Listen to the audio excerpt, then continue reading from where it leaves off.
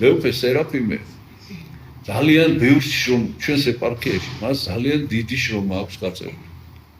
და შეიძლება ითქვას, რომ აღორძინება ამ ეპარქიის, რომელსაც დღეს ჩვენ თვალით ხედავთ, მეუფე სერაფიმის სახელთან არის დაკავშირებული.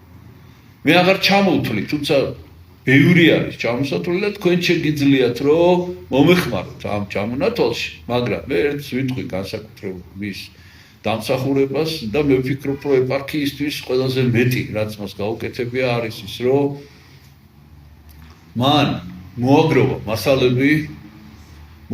მასალები და წარადგინა წმინდა სინოდის კრებაზე წმინდა ზოსიმე კუმურდოელის შესახებ, რომელიც არ იყო შერაცხილი წმინდანით. მე-14 საუკუნის მოღვაწე იყო და წმინდა ზოსიმე კუმურდოელი წმინდანად მისი დიდი შრომის ფასად შეირაცხა. მანამდე მან გამოაქვეყნა კუმურდოელი მღვდელმთავრების სია. ცნობილი იყო 10 კუმურდოელი მღვდელმთავარი, რომელიც მოღვაწეობდა სხვადასხვა დროს ჩვენს ეპარქიაში.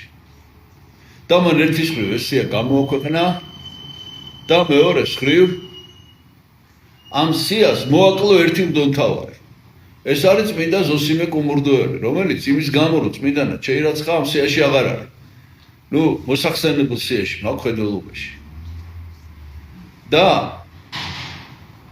აი ამ შრომის გამო, რაც მან გასწია, ჩვენ მივიღეთ ასეთი გადაწყვეტილება, რომ ეს სია შეივსოს, თვითონ მან შეავსოს ეს სია.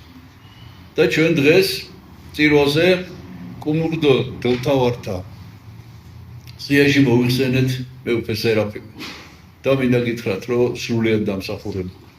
აი როგორც ღადარინელმა, განკურნებულმა, ეშმაკეულმა უთხრა იესოს, რომ შენთან მინდა ყოფნა, აი ესე აქვს გაკეთებული და ესე აქვს ნათქვამი მეუფე სერაფიმეს, რომ აი ამ კუმურდოელთან უნდა ყოფნა. და აი განგება ესე იყო, ის განგება, რომ იგი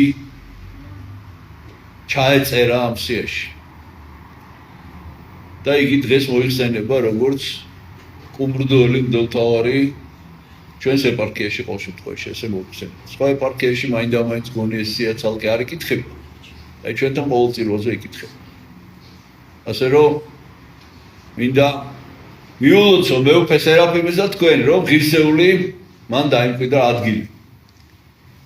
თავის დიდ წინაპართა შორის. ვერთმა დაგლოცოთ ჩვენთან არს ღმერთი. არს და